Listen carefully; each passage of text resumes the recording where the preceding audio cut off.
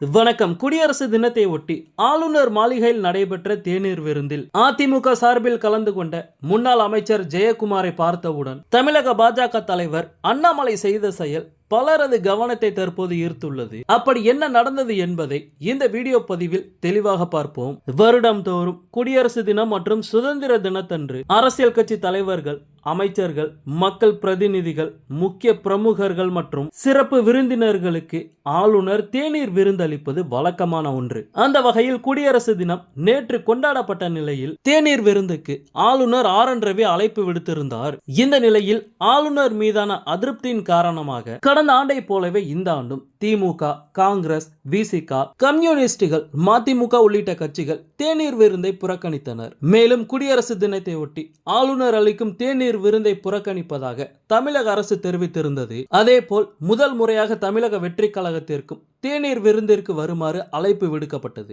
இதனால் விஜய் செல்வாரா என்ற கேள்வி எழுந்தது.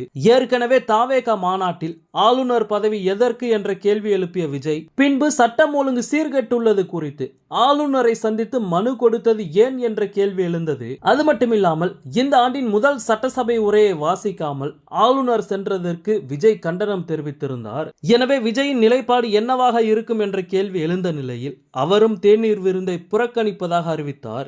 அதேபோல் நாம் தமிழர் கட்சியும் இந்த தேநீர் விருந்தை புறக்கணித்தது.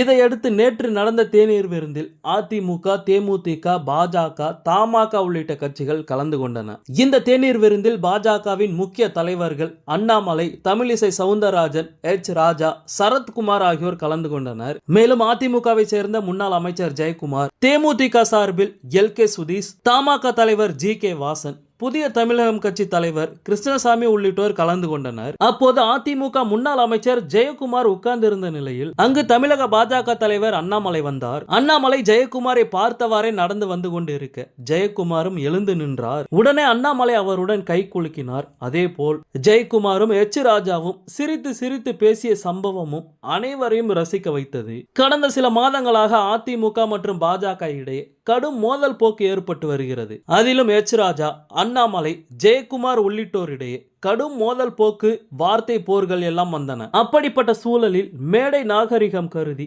முகத்தை திருப்பிக் கொண்டு போகாமல் இருவரும் ஒருவரை ஒருவர் வரவேற்று கொண்டது அனைவரது கவனத்தையும் ஈர்த்துள்ளது.